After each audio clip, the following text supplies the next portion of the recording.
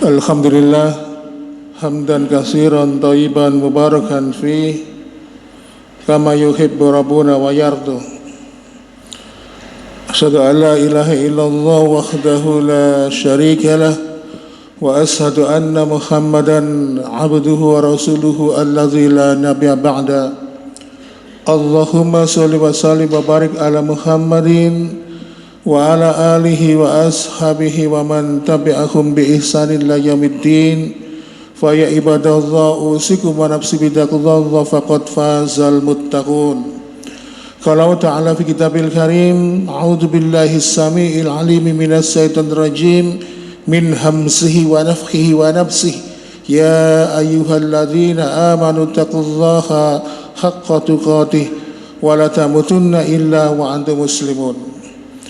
Senantiasa kita bersyukur atas segala limpahan rahmat hidayah serta taufiknya dari Allah Subhanahu wa taala, sehingga pada kesempatan di pagi hari ini kita masih diberikan kekuatan, diberikan pertolongan untuk bisa hadir dalam menghadiri salah satu majelis yang diberikan nama oleh Rasulullah SAW sebagai taman surga.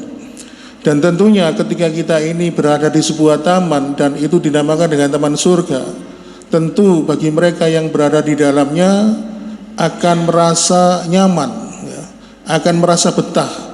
Tetapi yang jadi pertanyaan adalah, apabila berada di sebuah taman surga lalu tidak betah dan usret, maka perlu dipertanyakan. Baiklah jamaah sekalian, berbicara tentang nikmat Allah, para ulama itu membuat secara garis besar, pada dasarnya nikmat yang kita terima di dunia itu ada dua, diklasifikasi menjadi dua golongan. Yang pertama nikmat dunia, dan yang kedua adalah nikmat akhirat.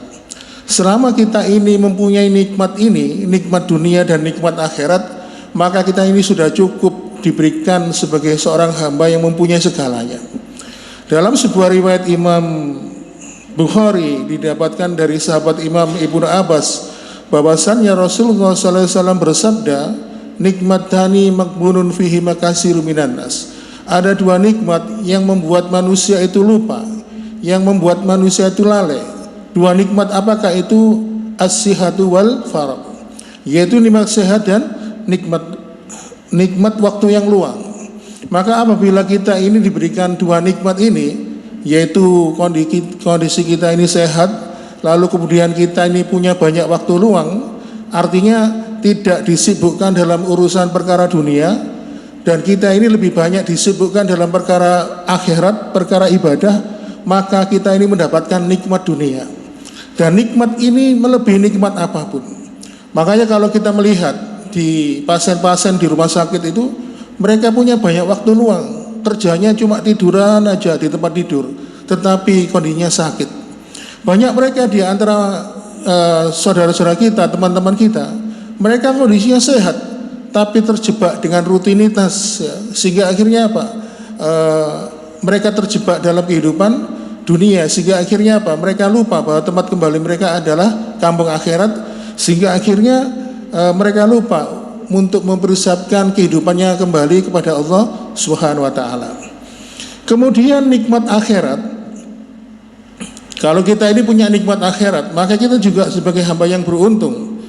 Para ulama mengambil dalil dari salah satu ayat di dalam surat Ali Imran ayat 85. A'udzu billahi minasyaitonir rajim, wa may yabtaghi ghairul islam dinan fala yuqbala minhu wa huwa fil akhirati minal khasirin. Barang siapa, kata Allah, yang dulu dalam kehidupan dunia mencari agama selain daripada Islam, fala yuqbala minhu, maka Allah tidak akan pernah menerima agama tersebut, wa huwa fil akhirati minal khasirin, dan mereka digolongkan sebagai orang-orang yang rugi. Maka beruntunglah ketika kita hidup di dunia ini, kita sejak lahir dilahirkan dari rahim seorang ibu yang sudah beriman dan bertakwa kepada Allah Subhanahu wa taala. Kita beruntung kepada Allah, kita bersyukur kepada Allah Subhanahu wa taala. Kita tidak pernah minta hidup lahir dari siapa, dalam apa, memeluk agama apa, tapi Allah sudah tetapkan diri kita menjadi hamba-hamba yang dipilih, mendapatkan hidayah sehingga akhirnya apa? Kita dikehendaki menjadi orang-orang yang diberikan petunjuk, diberikan hidayah. Sedangkan kalau kita melihat, ya, kalau kita melihat di luar sana, banyak sekali orang-orang yang tidak pernah mengenal Allah dalam hidupnya. Mereka meninggalkan kehidupan dunia ini dalam keadaan mengingkari atau kafir. Banyak sekali kita melihat bayi-bayi yang lahir dari rahim seorang ibu yang tidak pernah mengenal Allah. Maka sungguh ketika kita ini diberikan nikmat iman dan Islam oleh Allah, maka itu adalah suatu kenikmatan yang harus kita syukuri. Dan salah satu bentuk mensyukuri nikmat itu kita mengikuti teladan para nabi dan para sahabat. Tidak ada harga yang pantas untuk membayar semua kenikmatan itu kecuali dengan senantiasa meningkatkan iman dan takwa kepada Allah Subhanahu wa taala. Minimal kita melaksanakan segala perintah dari Allah dan Rasul-Nya dan menjauhi apa-apa yang telah dilarang dari Allah dan Rasul-Nya. Baiklah jamaah sekalian, itu sebagai mukadimah pada pertemuan kita pada pagi hari ini. Kita akan membahas tentang kematian su'ul khatimah. Jadi sebenarnya pembahasan kita di pagi hari ini berseri, berlanjut dari pembahasan kita bulan yang lalu. Pada pertemuan di bulan yang lalu kita membahas tentang kematian yang husnul khatimah. Dan sudah kita jabarkan kemarin, ada beberapa poin bahwasannya ketika seseorang itu meninggal dalam keadaan husnul khatimah, itu adalah salah satu bentuk pengakuan Allah terhadap hambanya. Maka apabila Allah menilai seorang hamba itu benar di hadapan Allah, maka salah satu poinnya, maka Allah akan menghadiahkan akhir kehidupan yang husnul khotimah. Walaupun dalam pandangan manusia dia tidak demikian. Sebaliknya, su'ul khotimah itu artinya menutup lembar akhir kehidupannya dengan kejelekan, dengan keburukan. Makanya su'ul khotimah ini berbalik atau bertentangan dengan husnul khotimah. Maka orang-orang yang meninggal dalam keadaan su'ul khotimah ini adalah orang-orang yang diingkari hidupnya oleh Allah dan tidak diakui oleh Allah menjadi hambanya. Baiklah jamaah sekalian, yang jadi pertanyaan adalah kenapa sih kita itu kok harus sering membahas tentang kematian? Ternyata membahas tentang kematian itu adalah salah satu sunnah. Jadi sunnah Rasulullah SAW yang mungkin belum pernah kita amalkan atau mungkin baru kita ketahui. Karena seperempat agama ini mengajarkan agar kita itu mengingat mati. Dan banyak sekali ayat-ayat di dalam Al-Quran yang mengatakan demikian. Ya, kullu nafsin dha'iqatul maut, ya, contohnya. Atau mungkin ayat-ayat yang lain. Atau mungkin dalam hadis Nabi, ya, ada hadis qudsi mengatakan, hei manusia, kamu bebas melakukan apa saja di dunia ini. Boleh kamu bermaksiat, boleh kamu berbuat sesuka hatinya, tapi ingatlah suatu saat pasti akan mati. Jadi peringatan tentang kematian itu sudah Allah berikan kepada kita. Makanya salah satu sunnah orang-orang yang diamalkan oleh orang-orang beriman adalah mengingat kematian. Karena mengingat kematian itu adalah salah satu perbuatan orang beriman. Dan ini sudah dicontohkan oleh Rasulullah SAW. Dan para sahabat pun banyak yang mengikutinya. Seperti misalnya Abu Bakar, ya. Abu Bakar itu pernah mengatakan demikian. Laqad sami'u Umar mata fulan wa mata fulan. Umar itu terlalu sering mendengar orang lain meninggal dunia. Orang lain meninggal dunia. Wa sayati yaumun. Dan suatu ketika, suatu saat nanti orang lain pasti akan mendengar bahwa Umar meninggal dunia. Kebetulan saya ini diikutkan di grup rukun kematian. Jadi setiap hari itu mendengar pengumuman kematian, Pak. Dan saya juga tidak kenal karena mereka ini kadang-kadang wilayahnya itu hampir seluruh Indonesia. Tapi karena di situ saya mengambil pelajaran tentang mengingat kematian, sehingga akhirnya saya bertahan tidak keluar dari grup itu. Karena kalau dilihat dari riwayatnya, yang diumumkan di grup itu adalah orang-orang soleh, orang-orang beriman, sehingga akhirnya kita mengambil pelajaran di situ. Jadi Umar itu mengatakan, aku ini sering mendengar orang lain dikatakan meninggal dunia, maka suatu saat Umar pasti akan diumumkan telah meninggal dunia. Dan ini pernah dicontohkan oleh Rasulullah SAW.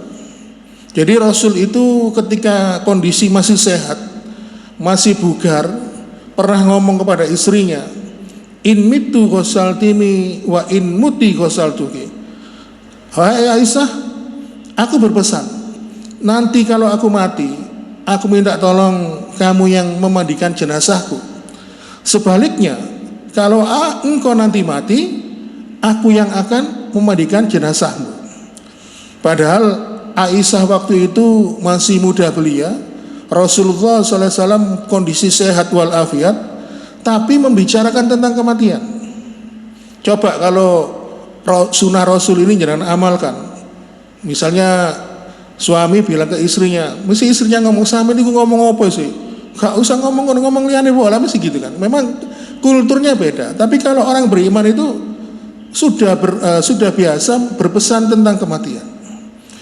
Sebagaimana contoh lain dalam sebuah riwayat, ini tentang rumah tangganya Abu Darda dan Ummu Darda. Jadi Ummu Darda ini seorang wanita soleha, dan Abu Darda ini juga sahabat yang banyak sering diceritakan dalam kitab-kitab sirah. Suatu ketika Abu Darda ini berpesan kepada istrinya, wahai istriku, apabila aku ini nanti mati, kamu jangan nikah lagi ya. Karena apa? Alasannya Abu Darda itu pertama karena dia sangat mencintai istrinya, yang kedua karena dia ingin nanti di surga akan bersatu kembali dengan istrinya yang dulu dalam kehidupan dunia. Jadi dalam sebuah riwayat disebutkan, apabila ada wanita yang ditinggal mati oleh suaminya, lalu kemudian kalau dia ada di surga, maka akan dipersatukan dengan suami terakhirnya. Jadi kalau misalnya dia menikah 2 kali, kalau dalam sebuah riwayat yang sahih itu, sang wanita ini akan disatukan dengan suami keduanya, suami terakhirnya. Tetapi di sini Abu Darda berpesan, aku nggak mau berpisah denganmu di akhirat nanti. Maka kalau aku nanti mati, kamu jangan nikah lagi. Dan ternyata Ummu Darda pun setuju, ya. Sehingga akhirnya suatu ketika, karena Ummu Darda ini orangnya cantik, wanita soleha, ya, kemudian status sosialnya juga baik, ternyata banyak sekali laki-laki yang mencoba untuk melamarnya. Dan salah satunya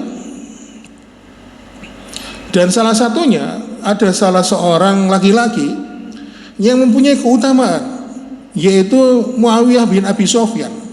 Jadi Muawiyah bin Abi Sufyan ini mempunyai hubungan yang cukup dekat dengan Rasulullah, nasabnya juga mulia. Apabila dia melamar, tentu kalau orang secara umum pasti akan diterima. Tetapi ketika Muawiyah bin Abi Sufyan ini datang melamar Ummu Darda, mohon maaf, aku sangat mencintai suamiku dan aku tidak bisa menerima pinanganmu. Ternyata Muawiyah bin Abi Sufyan pun kecewa dan merasa harga dirinya itu gimana gitu. Karena kalau ada seorang laki-laki melamar seorang wanita kan mesti ditanyakan, loh kenapa sih kok nggak mau nerima aku gitu. Oleh karena itu ma'asyiral muslimin, ini contoh bahwa dialog tentang kematian itu dalam kehidupan sehari-hari itu harus sering diucapkan.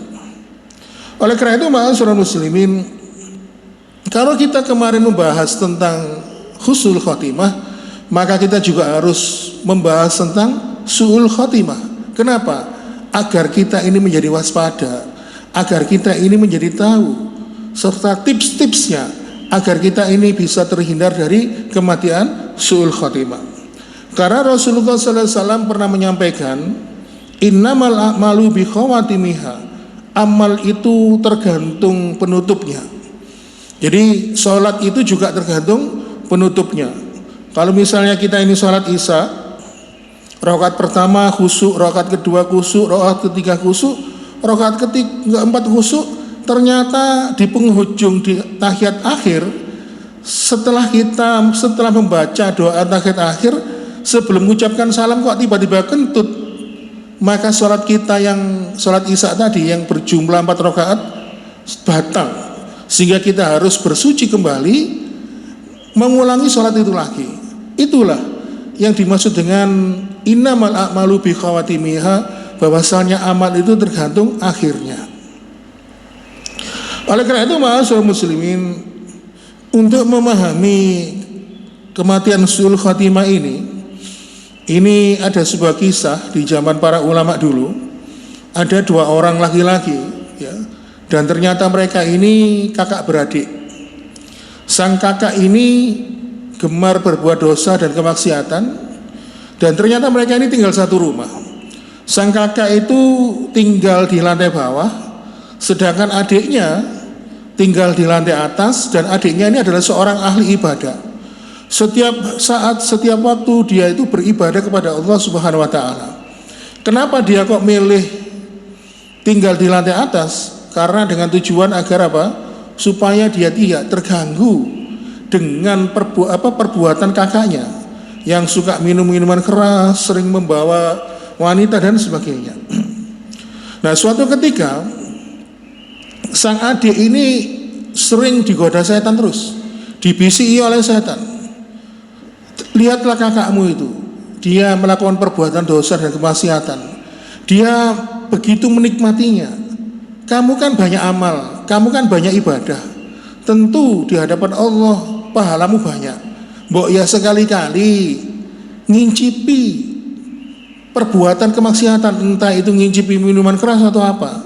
Nanti kalau sudah tahu rasanya kamu melakukan perbuatan dosa, nanti kan bisa minta ampun lagi kepada Allah, dan pasti kamu akan diampuni.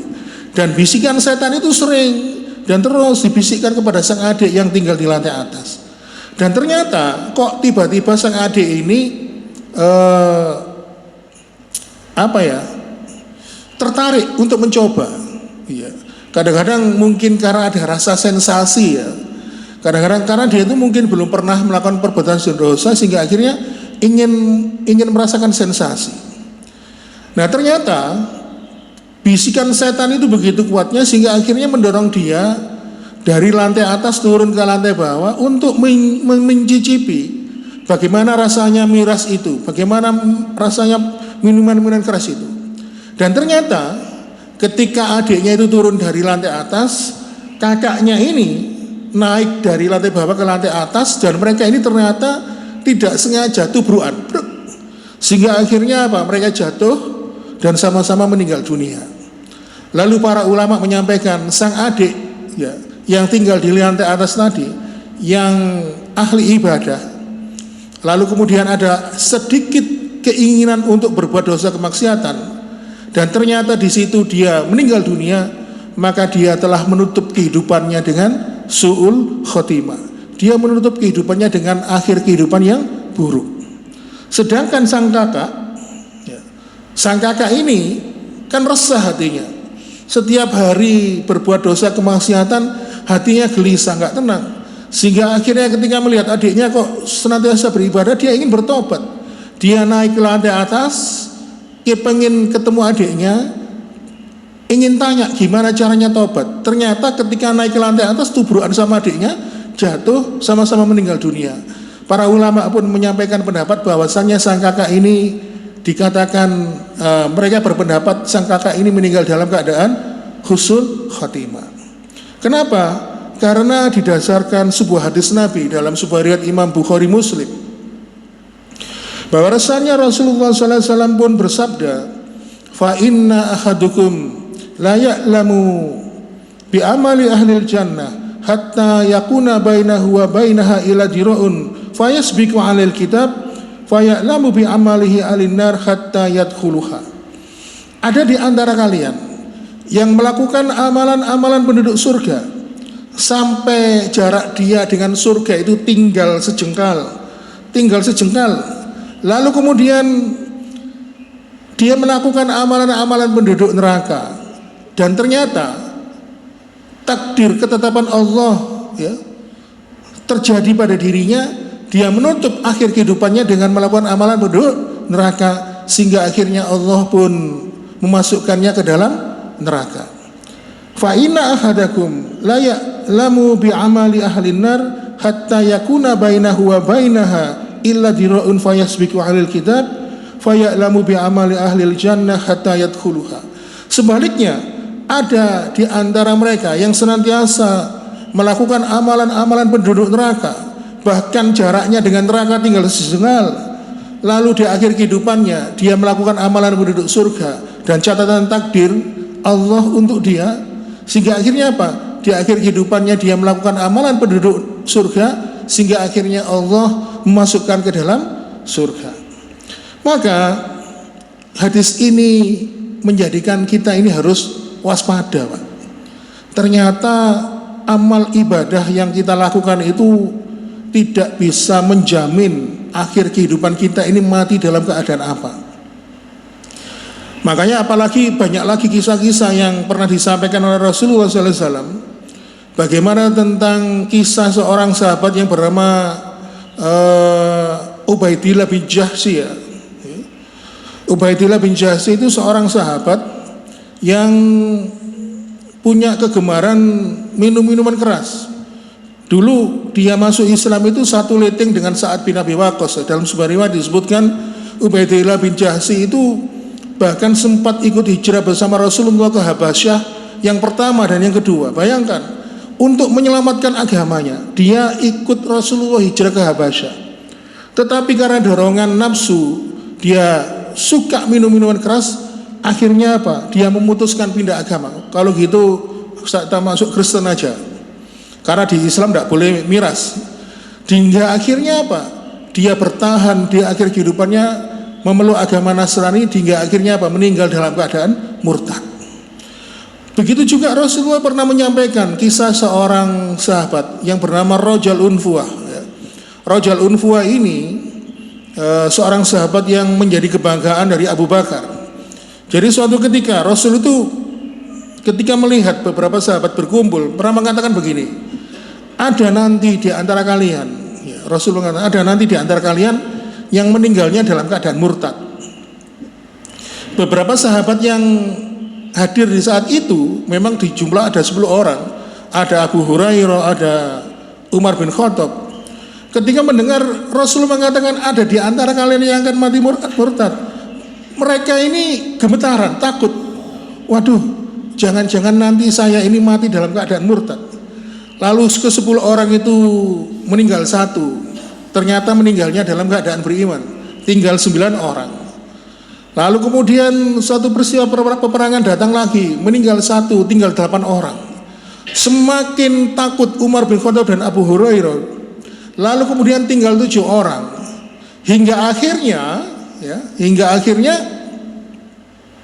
tinggal Rajal Unfuah sama mereka. Rajal Unfuah ini ditugaskan untuk menumpas nabi palsu yang bernama Musailamah al-Kadzab.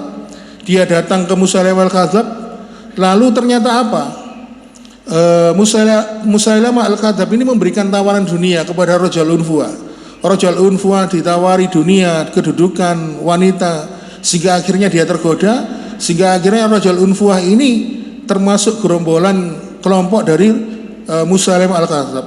Hingga akhirnya seorang Wahsy, seorang mantan budak yang telah bertobat, yang dulu pernah membunuh pamannya Nabi bernama Hamzah, dia ditugaskan untuk menumpas Musailamah al-Kadzab. Di samping dia juga mampu membunuh Musailamah al-Kadzab, tapi dia juga mampu memberantas seluruh anggotanya, hingga akhirnya semuanya tewas termasuk Rajal Unfuah. Ternyata mereka lega. Ternyata yang dikatakan oleh Rasul itu yang mati dalam keadaan murtad bukan mereka. Mereka mengucapkan syukur kepada Allah Subhanahu wa taala. Bayangkan, karena Rasul itu kalau ngomong itu kan mesti benar ya, enggak pernah karena apa? Karena memang berdasarkan wahyu. Dan ternyata yang meninggal dalam keadaan murtad adalah Rajal Unfuah. Kemudian di zaman Nabi Musa, kalau kita membaca surat Ali Imran, surat Al-A'raf ayat 179 ya, berkisah tentang Bal'am bin Ba'urah, seorang ulama di zaman Nabi Musa. Bayangkan, seorang ulama diberikan pertolongan oleh Allah. Setiap doa-doa yang dihaturkan, yang diminta oleh Bal'am bin Ba'urah tidak pernah ditolak oleh Allah Subhanahu wa taala. Suatu ketika Nabi Musa ini mengutus Bal'am bin Ba'urah berdakwah ke Raja Madian waktu itu. untuk menegakkan kalimat Allah, menegakkan kalimat tauhid. Lalu Bal'am bin Ba'urah pun ditawarkan dunia, dan ternyata Bal'am bin Ba'urah pun tergoda, ya, sehingga akhirnya dia ganti haluan mengikuti Raja Madian hingga akhir kehidupannya, dan dia mati dalam keadaan murtad. Kalau jenengan ingin tahu kisah lengkapnya, bisa ketik di Google ulama yang berbalik arah. Nanti akan muncul di situ di kolom pencarian Bal'am bin Ba'urah versi lengkapnya. Oleh karena itu, ma'asyiral muslimin, kematian su'ul khotimah itu adalah sesuatu hal yang sangat menakutkan kalau kita mengetahui hakikat sebenarnya. Makanya kalau kita memahami hadis di atas, sehingga akhirnya Rasulullah SAW pun takut hal itu terjadi pada dirinya, sehingga akhirnya Rasulullah SAW pun senantiasa memohon kepada Allah hidayah, senantiasa memohon kepada Allah petunjuk, dan senantiasa memohon kepada Allah untuk senantiasa istiqomah. Dan salah satu doa yang sering kita baca, yang merupakan doa yang diajarkan oleh Rasulullah adalah ya muqallibal qulub sabbit qalbi ala dinik. Ya Allah yang membolak-balikan hati, tetapkanlah tetapkanlah hati ini ya Allah, tetapkanlah qalbuku ini ya Allah kepada agamamu. Dan ternyata banyak sekali hadis-hadis yang kalimatnya seperti ini. Ada juga beberapa ayat Al-Quran yang senantiasa memohon kita ini istiqomah. Salah satunya di surat Ali Imran ayat 9 kalau nggak salah. Rabbana la tuzigh qulubana ba'da idh hadaitana wa hab lana min ladunka rahmah innaka antal wahhab. Ya Rabb kami, janganlah engkau sesatkan hati kami, janganlah engkau condongkan hati kami setelah engkau memberikan kami hidayah dan petunjukmu. Innaka antal wahhab, sesungguhnya engkau maha memberi. Oleh karena itu, ma'asyiral muslimin, dan dari perintah istiqomah ini agar kita senantiasa mendapatkan husnul khatimah, maka perintah istiqomah itu adalah perintah yang begitu berat bagi Rasulullah SAW, sehingga akhirnya sejak ada perintah istiqomah di surat surat Hud ayat 112, sehingga sejak diturunkan ayat itu Rasulullah SAW sampai muncul uban di rambutnya. Allah Subhanahu wa taala berfirman, "Fastaqim kama umirta wa man taba ma'aka wa la tadgha innahu bima ta'malun basir." Maka tetaplah engkau Muhammad di jalan yang benar sebagaimana telah diperintahkan kepadamu, dan juga orang yang bertobat bersamamu, dan janganlah engkau melampaui batas, sesungguhnya Allah Maha melihat terhadap apa yang kamu kerjakan. Oleh karena itu, ma'asyiral muslimin, istiqomah ini adalah sesuatu yang berat. Makanya Rasulullah SAW memberikan gambaran akhir kehidupan seseorang itu bisa dilihat bagaimana ketika dia istiqomah dalam hidupnya. Kalau kita melihat ada orang yang meninggal dalam keadaan salat qiyamul lail, tahajud di akhir malam, maka sesungguhnya dia istiqomah menjalankan salat malam. Maka apabila ada seseorang yang meninggal dalam keadaan berpuasa, maka sesungguhnya dalam kehidupannya dia beristiqomah menjalankan puasa-puasa fardu dan puasa sunnah. Kalau ada orang yang meninggal ketika berdakwah, ya, maka dia istiqomah menempuh jalan dakwah dalam hidupnya. Makanya Rasulullah SAW menyampaikan kematian seseorang itu salah satunya ditentukan dengan kebiasaannya. Maka kalau seseorang itu terbiasa beribadah kepada Allah, maka insya Allah dia akan dimatikan dalam keadaan dia beribadah kepada Allah Subhanahu wa ta'ala. Oleh karena itu, ma'asyiral muslimin, salah satu tips agar kita ini terhindar dari kematian su'ul khatimah adalah kita memohon kepada Allah hidayah dan petunjuk, dan juga kita juga memohon kepada Allah Subhanahu wa ta'ala sikap untuk senantiasa istiqomah. Karena istiqomah itu berat sekali, Pak. Karena apalagi sekarang ini Rasulullah SAW menyampaikan nanti di akhir zaman, ya, banyak orang di pagi hari beriman, di sore atau di siang harinya mereka sudah berganti keimanannya. Dan ternyata fenomena ini di zaman ini sudah banyak terjadi. Banyak orang, ya, di era para ulama dulu, ada seorang ulama besar, banyak ngarang kitab, tetapi dia menutup kehidupannya dengan ateis, sikap protes terhadap konsep ketuhanan, sehingga akhirnya dia tidak mengakui eksistensi Allah. Begitu juga orang-orang yang dulunya mengaku seorang ustadz, seorang dai, tetapi sekarang banyak di antara mereka yang menjadi penyeru agama lain, ada yang menjadi pendeta dan sebagainya. Dan ini banyak terjadi, ma'asyiral muslimin. Oleh karena itu Rasulullah SAW menyampaikan di akhir zaman ini banyak terjadi. Makanya kita harus banyak-banyak memohon kepada Allah, ya Allah, tetapkanlah imanmu, tetapkanlah imanku ini ya Allah di dalam hatiku, untuk senantiasa istiqomah menjalankan ketaatan kepadamu dan menjalankan ibadah kepadamu ya Allah. Oleh karena itu ma'asyiral muslimin wa zumratal mu'minin rahimakumullah, dan salah satu tips agar kita ini terhindar dari su'ul khotimah, ini ada sebuah riwayat yang sahih. Dalam sebuah riwayat Imam Muslim disebutkan, kita jangan pernah memandang remeh orang yang berbuat dosa dan kemaksiatan. Kenapa? Bisa jadi mereka yang kita pandang remeh karena perbuatan dosa-dosa mereka, justru mereka nanti yang akan mendapatkan husnul khotimah. Dalam sebuah riwayat Imam Muslim disebutkan ada dua orang yang bersahabat. Dua orang bersahabat ini, yang satu laki-laki soleh, yang satunya lagi seorang laki-laki yang berbuat dosa dan maksiat. Lalu laki-laki yang soleh ini senantiasa menasihati temannya, ayolah bro, mosok gak tahu nama masjid belas, sekali-sekali sholat jamaah. Lalu kemudian laki-laki yang kedua yang senantiasa berbuat dosa dan maksiatan itu emosi. Urusanmu dewe lah. Gak usah ngurusi aku lah. Dosa-dosa aku sing nanggung dewe. Engko aku ala neraka ya aku sing nggoni dewe. Gak usah ngurusi aku. Ternyata laki-laki pertama yang laki-laki soleh itu emosi. Ketika melihat temannya dinasihati tidak mau, akhirnya dia mengatakan, demi Allah, kamu adalah penghuni neraka. Demi Allah nanti kamu akan kembali kepada neraka.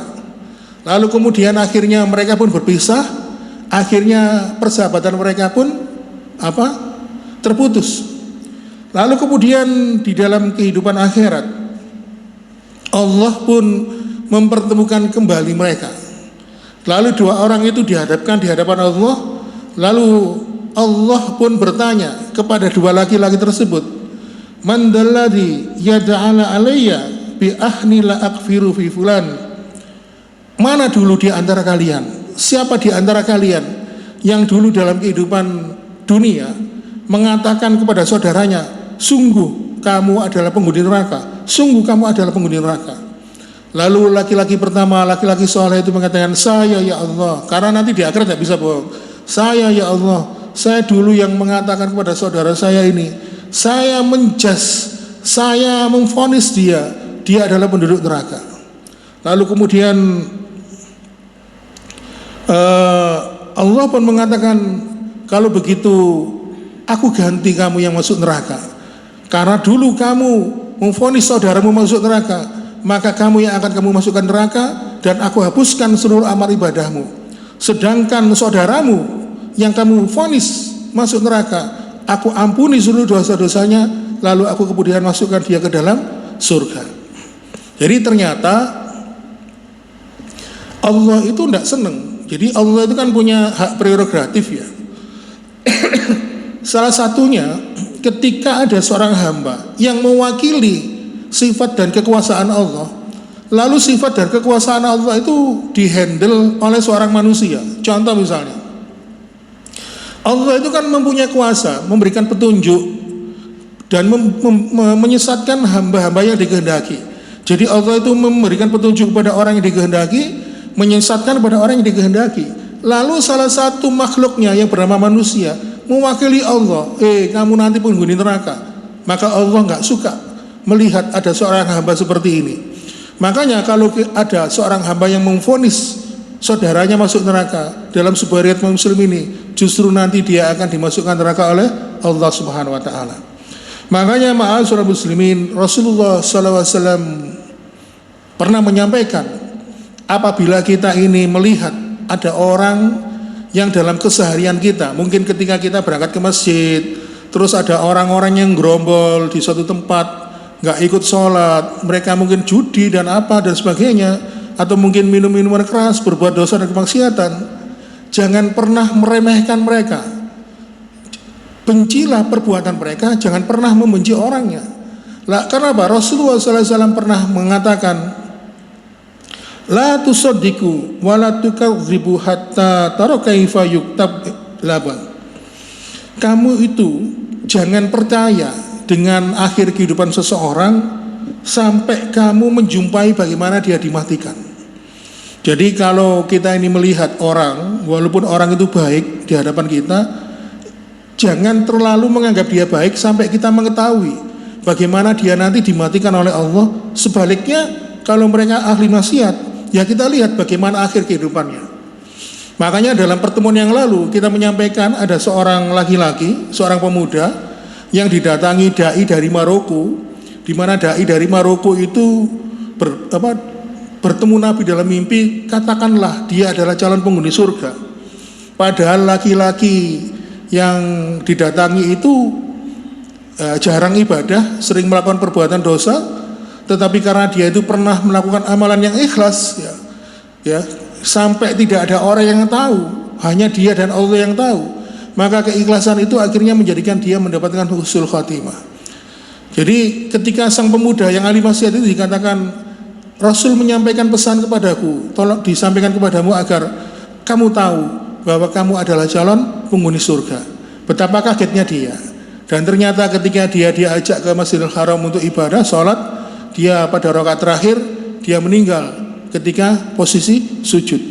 Jadi kita itu tidak boleh meremehkan orang-orang yang mungkin mereka belum mendapatkan hidayah. Karena salah satu sifat orang beriman itu, ya salah satu penyakitnya itu di dalam hati itu kadang-kadang kita meremehkan. Misalnya yes pokoknya lah macam-macam komentar dan sebagainya. Justru kita ini harus banyak berlindung kepada Allah Subhanahu wa taala agar kita ini terjaga, iman dan ketakwaan kita kepada Allah terjaga, istiqomah kita kepada Allah terjaga, sehingga akhirnya kita juga harus mendoakan mereka, ya. Mendoakan mereka agar mereka juga mendapatkan nikmat seperti kita. Kita doakan agar mereka mendapatkan hidayah dan petunjuk kepada Allah Subhanahu wa taala. Dan tentunya kita jangan menjauh mereka, kita tetap bergaul. Kita tunjukkan bagaimana akhlak seorang muslim dan seorang mukmin itu, sehingga akhirnya hubungan secara sosial bisa terjalin dengan baik. Dan ini mungkin bisa menjadi salah satu bentuk dakwah kita. Walaupun kita berdakwah tanpa mengucapkan kata-kata, tapi dakwah itu bisa kita tunjukkan lewat sikap perbuatan kita. Jadi inilah ma'asyiral muslimin, salah satu pembahasan kita tentang su'ul khatimah, bahwasannya su'ul khatimah itu adalah bentuk pengingkaran Allah terhadap hambanya. Makanya kalau kita ini ingin terhindar, maka banyak-banyaklah memohon kepada Allah. Sekali lagi memohon hidayah dan petunjuk sebagaimana yang diajarkan oleh Allah.